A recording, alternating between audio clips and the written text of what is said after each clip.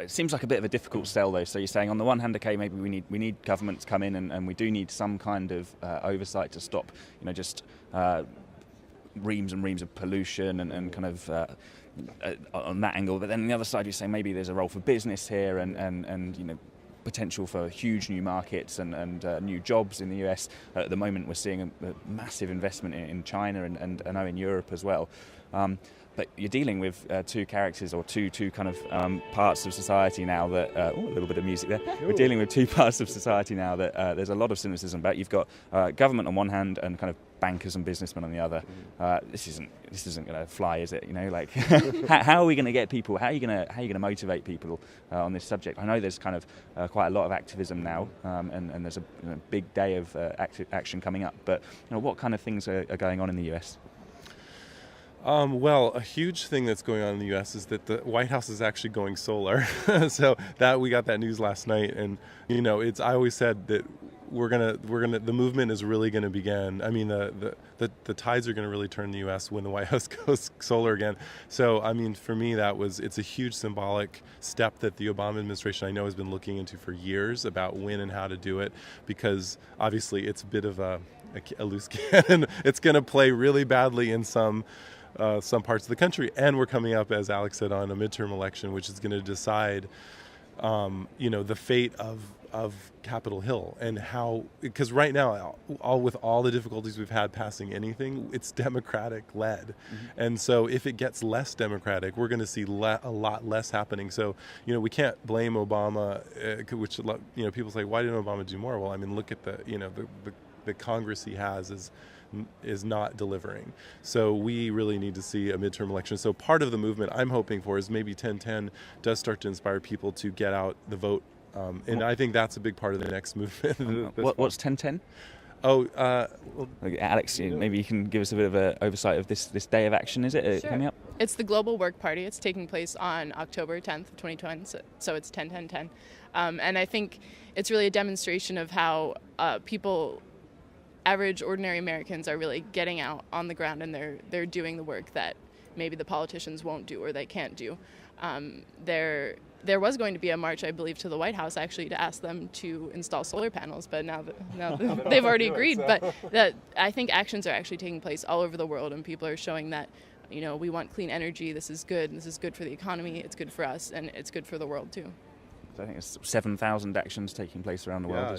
It's turned kind of snowballed into this huge event, and I think like you said, there's this message that I think the epiphany after Copenhagen was that all the movement was directed at getting the political leaders to do something, and all of our energy was invested in that. And after 2009, when we came into 2010, we realized, that's just not going to work. We actually need to get going and start working now. And I think that actually makes the political message stronger, because it's saying, like, look, I'm actually spending my own money now to put solar panels on my house, or to, install a hot water heater, which will cut my CO2 by 10%.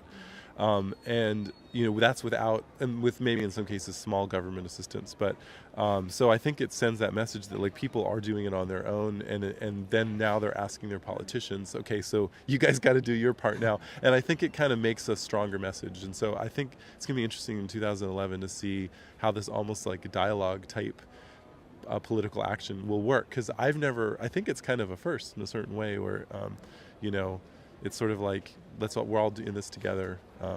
So I think we'll see how it works. Let's try and put this in a bit of an international context. We've covered a couple of the incentives maybe for US action, so the opportunities in terms of jobs and the fact that maybe they're actually missing out, or maybe you guys are missing out, in terms of this huge investment in Europe and China, and the possibility that they're really going to get ahead in terms of new technologies in a sector which at some stage is inevitably going to boom, because oil is not going to last forever. There are people are going to have to move to these alternatives. But let's put this in the international context. A lot of people in the US might say, well, climate change isn't really happening, is it? We've just had one of the coldest winters for ages, and global warming and the cold winter. That doesn't make sense. So but people here seem to be telling a different story. Is that kind of fair enough? You think people here see it from a different angle? Yeah, well, I think for one thing, it's very interesting to think about the snowfall that we got last winter and people saying, oh, this is clearly an example of how climate change isn't real, because in fact, when you say climate change, it's a variety of effects. It's not just warmer weather, it's also less or more rainfall, less or more snowfall. So actually the snowfall could have definitely been an example of the effects of climate change. But yeah, I don't know. Yeah. Well, global warming, as someone, I think Simran Sethi, I was in this debate about, climate skepticism, which we're all just sort of tired of in the United States because it's funded in the United States. Like these people are actually given money to continue the debate when we all know the debate does not exist. But the term global warming was actually emerged out of a conservative think tank in Washington as a way to frame the issue so that it would always put progressives and scientists on the defensive. And because, global warming, global warming can result in colder weather in some places, and warmer weather, and sea rise, and glaciers melting, and 20,000 other effects. And it's so the science is so complicated. That's been a big piece of it.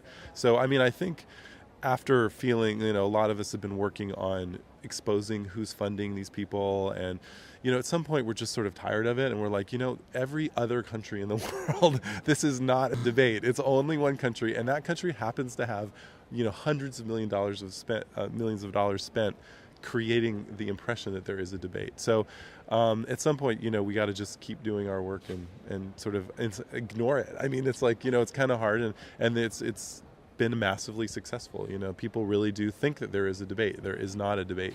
So, I think the stuff that Alex was saying, that when we start seeing people actually that's a very American sensibility, I think, like rolling up your sleeves and getting to work is going to change, I think, the nature of the movement in a certain way, because it's not about defending or reacting. It's about, like, we don't care what you think, we're going to actually do this because it's going to save our family money and result in a cleaner environment for ourselves. So Just following some of the comments, and okay, so climate change is an issue, and talking to people here, certainly they recognise the effects. And I think maybe it's genuinely difficult for people in the US and in Europe as well, because maybe we're not seeing the impacts of climate change in such a kind of immediate way, whereas huge floods in China this summer, massive fires across Russia, and similarly in parts of India.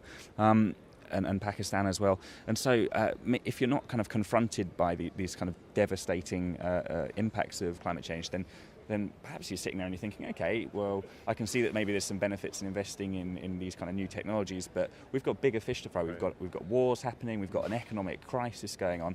Is this really something that needs to be top of our agenda at the moment? Right. I don't know who wants to have a go with that one first. You look like you have something to say. No, you go first. Well, I think first of all, people really are. People are recognizing, they're seeing on their TVs images of floods in Pakistan, devastating floods that are affecting millions and millions of people. They're seeing the fires in Russia, and they're seeing even some politicians in countries who had previously, denied climate change or declined to act, actually saying, this is a problem, we have to look at this. So I think that's one thing. There's definitely a growing recognition that not only is this some abstract concept that we need to think about, but it's real and it's happening now, not in the future. But I think the second piece is that it's really about investing in the long term, even just setting aside all of those impacts of climate change, environmental changes. There is the fact, as you mentioned, that oil reserves all over the world are running out. I think in the United States, and if we keep producing at the rate we're going, in about 11 years, we won't have any oil reserves left. So whether or not you're worried about the environment, we need to look at transitioning to alternative sources of fuel. And that's important for ordinary people. It's important, for the military. It's important for everyone. So we have to start making those investments now, so that when we're confronted with these problems, we're ready and we can. Is this a conversation that happens in the US? Because I'm not totally tuned into kind of the separation between Republican, Democrat politics, but it strikes me from the outside that Republicans might be pretty worried about this. Like, you've got, in Europe, I know there's a huge concern about how dependent we are on Russia for our natural gas, because it's happened already. Russia turns the taps off, and huge swathes of Eastern Europe go without heating for weeks on end. And if you're living somewhere like Poland in the winter, that's pretty serious. Well, and so, and you get your oil from the Middle East. Why aren't people sitting there and going, well, hang on a second, okay, well, maybe we'll put the debates about climate change aside. Let's make sure that we've got kind of renewable supplies of energy. Yeah, well, I mean, it's interesting that we were just looking at this study that shows that, Europe invested about, you said China is about double the investment in clean tech. Europe's about 3 times. There's a reason why Europe invested all that money. It's because they got hit so hard in the 70s by the oil embargo, and it was a cultural memory that got lodged in, like, we do not ever want to have that kind of dependency again. So what's interesting is that, like Alex mentioned, the U.S. Joint Forces, the Department of Defense issued a report that said, our oil reserve is kind of looking like it will be gone in a couple of years, the reserve. So this is not something that's going to happen in the near future. It's really like scary now. So we're talking a lot about, there's a sense of this race to the future kind of building, and in China it really feels like that. I went to the head of the Department of Climate in China, gave a report about what they're doing, and it's like almost a sense of like this frenetic pace that China is trying to solve the problem, because they're getting all the impacts that we're going to start seeing in our country maybe 5 years, 10 years out. They're getting them now because of their latitude and their geography. And so for them, it's the race, the imperative to get this race, to win the race, is economic, but it's also like saving lives. Mm-hmm. And we haven't gotten to that place yet in the United States. But the irony is that a lot of the conservatives that live in the southern part of the country are the ones that are going to be the most impacted the first because of sea rise. So I don't know. I think 2010, I don't know if you feel this way, Alex, but like it feels like it's the year where people are like seeing the constellation of things happening and putting it together in their own heads that like something is going on. And we'll see if the following years are the same way, but I feel a change in the air, in the United States, that I think people are sort of putting 2 and 2 together.